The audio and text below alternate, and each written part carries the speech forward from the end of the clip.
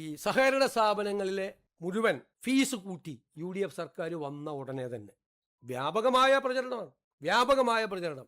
ഫെബ്രുവരിയിൽ കഴിഞ്ഞ സർക്കാരാണ് കൂട്ടിയത്. എഴുതി വെച്ചോ, കഴിഞ്ഞ സർക്കാരാണ് കൂട്ടിയത് ഫെബ്രുവരിയിൽ. ഞങ്ങളല്ല കൂട്ടിയത്. ഞങ്ങൾ അധികാരത്തിൽ വന്നതിന് ശേഷം 1 രൂപ കൂട്ടിയിട്ടില്ല. ഇടുക്കിയിൽ ഒരു ഇക്കോളജിക്കൽ സോൺ പ്രഖ്യാപിച്ചു, പരിസ്ഥിതി ലോല മേഖല പ്രഖ്യാപിച്ചു.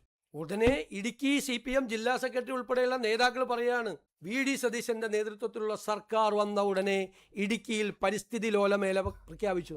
ഈ ഗവൺമെന്റ് ഒരു കത്തടപാട് കേന്ദ്ര ഗവൺമെന്റായി നടത്തിയിട്ടില്ല. ഇതെല്ലാം നടത്തിയത് ആരാ? 21/12/2024 കേന്ദ്ര സർക്കാർ കേന്ദ്ര വനം പരിസ്ഥിതി വകുപ്പിന് സമർപ്പിച്ചിരുന്നു ഈ റിപ്പോർട്ട്. ഇതിന്റെ ഇക്കോ സെൻസിറ്റീവ് സോൺ പ്രപ്പോസൽ കേന്ദ്ര സർക്കാർ ആവശ്യപ്പെട്ട പ്രകാരമുള്ള സ്റ്റാൻഡേർഡ് ഫോർമാറ്റിൽ തയ്യാറാക്കി 2024 കൊടുത്തു. തുടർന്ന് 5/4/2025 ഇതുമായി ബന്ധപ്പെട്ട അധിക വിവരങ്ങൾ സമർപ്പിച്ചു. അതിനുശേഷം ഈ സംരക്ഷിത വനപ്രദേശങ്ങളുടെ സെറ്റ് പ്രപ്പോസൽ ഉൾപ്പെടുന്നില്ല എന്ന് ചെറിയ സ്ഥലങ്ങൾ അധിക വിവരം വീണ്ടും കൊടുത്തു. തുടർന്ന് പ്രസ്തുത പ്രപ്പോസൽ സംബന്ധിച്ച് wild life institute of India ആവശ്യപ്പെട്ട പ്രകാരമുള്ള അധിക വിവരങ്ങൾ കൂടി വിശദമാക്കി പുതുക്കിയ ഇക്കോ സെൻസിറ്റീവ് സോൺ പ്രപ്പോസൽ കേന്ദ്ര സർക്കാരിന് 13/10/2025 സമർപ്പിച്ചിരുന്നു. അതനുസരിച്ചിട്ടാണ് പ്രപ്പോസൽ പ്രകാരം ഇരവികുളം, ചിന്നാർ, കുറിഞ്ഞിമല, ആനമുടി ഷോല, പാമ്പാടും ഷോല എന്നീ സംരക്ഷിത പ്രദേശങ്ങളുടെ കരട് ഇക്കോ സെൻസിറ്റീവ് സോൺ വിജ്ഞാപനം കേന്ദ്ര സർക്കാർ 2/6/2026 പ്രസിദ്ധീകരിച്ചത്. ഞങ്ങൾ 18/5 അധികാരത്തിൽ വന്ന ഞങ്ങളുടെ ഗവൺമെന്റ് കേന്ദ്ര ഗവൺമെന്റുമായി ഒരു കത്തിടപാട് നടത്തിയിട്ടില്ല.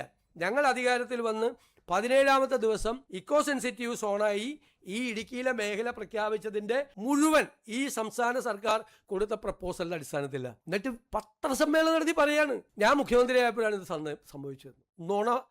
നുണപ്രചരണങ്ങളാണ് ഞങ്ങൾ 1 മാസം തികഞ്ഞിട്ടില്ല, 1 ഡസനാണ് റേഷൻ വിതരണം മുഴുവൻ സ്തംഭിച്ചു. എവിടെ റേഷൻ വിതരണം സ്തംഭിച്ചത്? ഒരു സ്റ്റാറ്റ്യൂട്ടറി റേഷന്റെ 1 ഗ്രാം അരി ഒരു സ്ഥലത്തും കുറച്ചു കൊടുത്തിട്ടില്ല. കേന്ദ്ര ഗവൺമെന്റ് ചില സമയത്ത് 3 മാസം കൂടുതൽ അരി കൊടുക്കാൻ പറയും. ആ 3 മാസം അരി കൂടുതൽ കൊടുത്തു. അതിന് പിന്നീട് കേന്ദ്ര ഗവൺമെന്റിന്റെ നിർദ്ദേശം വന്നാൽ കൂടുതൽ അരി കൊടുക്കും. പിന്നെ ഇനി നമ്മൾ ഈ ടൈഡ് ഓവറായി വരുന്ന അരിയുണ്ട്, അതായത് വിൽക്കപ്പെടാതെ പോകുന്ന അരി, അധികമായി കിട്ടുന്ന അരി, അത് നമ്മൾ ശേഖരിച്ചു വെക്കും. എപ്പോഴാണ് ശേഖരിച്ചു വെക്കണം? ഓണക്കാലത്ത് എല്ലാവർക്കും കൂടി കൊടുക്കാൻ വേണ്ടിയിട്ട് അത് ശേഖരിച്ചു വെക്കും. എന്നിട്ട് വ്യാപകമായി UDF സർക്കാർ വന്നു, റേഷൻ വിതരണം മുടങ്ങി. വ്യാജപ്രചരണമാണ്, കള്ളപ്രചരണങ്ങൾ നടക്കുകയാണ്. എന്തെല്ലാം കാര്യങ്ങളിലാണ് നടക്കുന്നത്?